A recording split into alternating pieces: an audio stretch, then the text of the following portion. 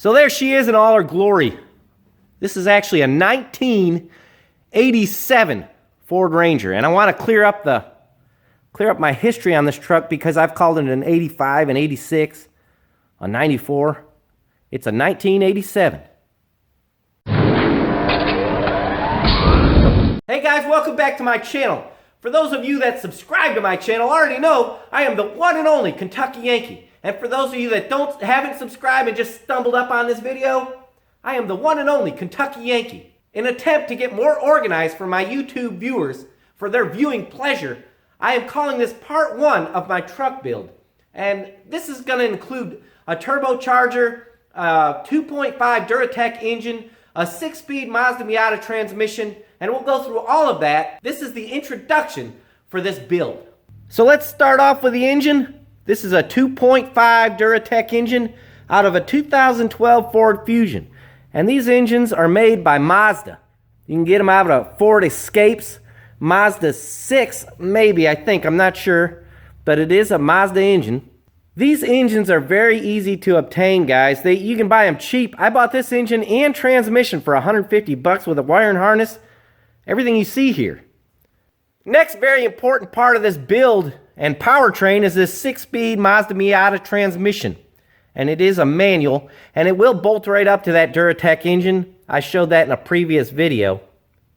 On to the parts I've gathered so far. This is a small turbo for this engine.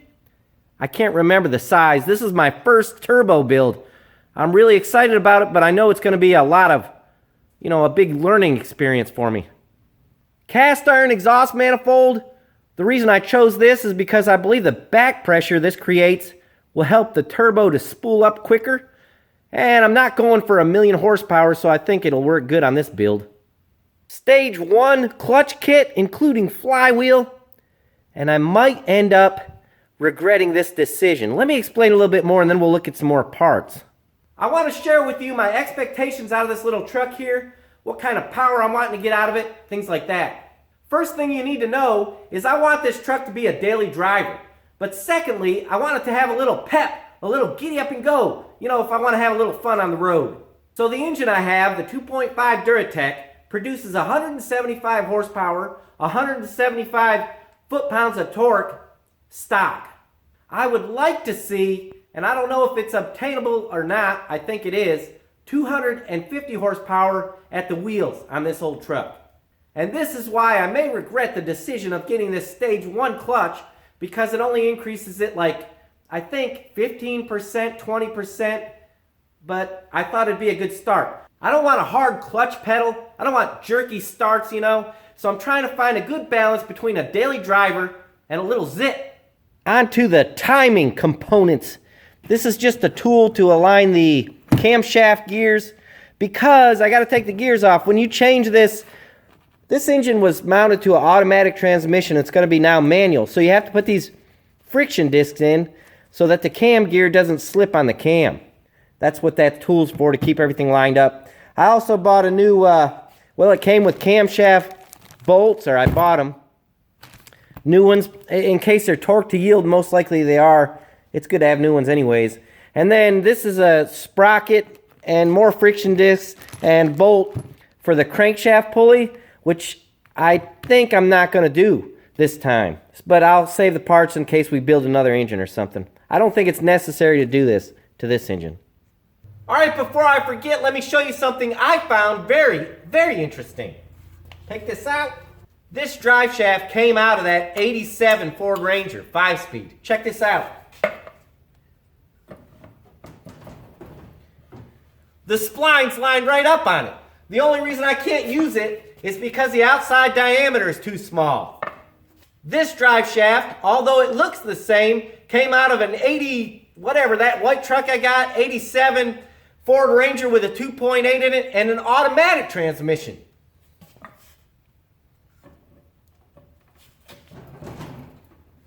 Same deal, fits perfectly except for the outside diameter.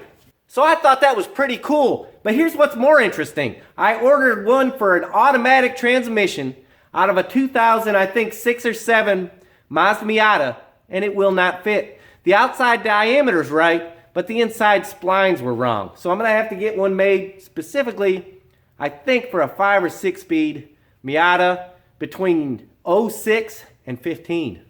Last parts I purchased, but first ones that are going to be installed on this thing, I had to buy 2 mounts for the engine because, again, it was a front wheel drive engine that we are putting in a rear wheel drive truck, and these are just out of a Mazda Miata. They'll bolt right up to that block. And simple enough, the engine mounts, and I just got those for a Mazda Miata also. We're gonna have to do some welding on the frame to make all this stuff work.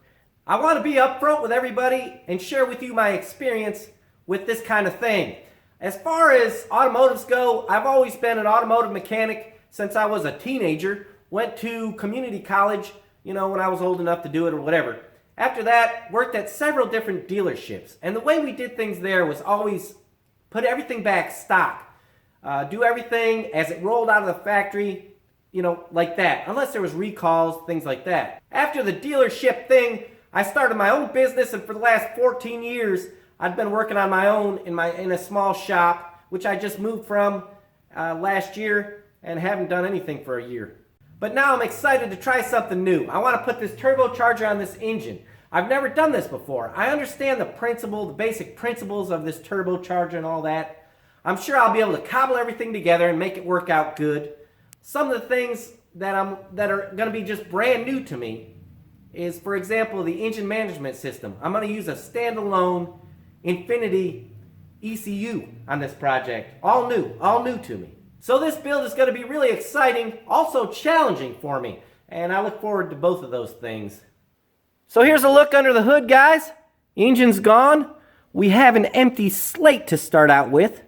I still need to clean up a little bit, get rid of some of the stuff. Those engine mounts are going to go. This old Ford electrical box crap is going to go, you know, got to still go through a few things. But here's where we're going to get started. We're going to use those engine mounts that I showed you and get this engine dropped in there nice and solid.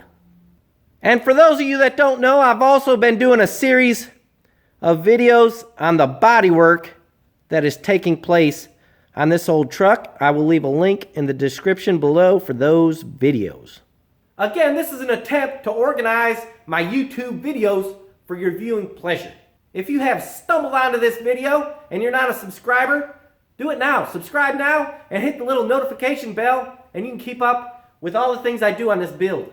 If you are a subscriber, I want to thank you for your patience. I know that you guys already know about this build. I've already showed bits and pieces along the way. Thanks for tuning in to the Kentucky Yankee. We'll see you next time.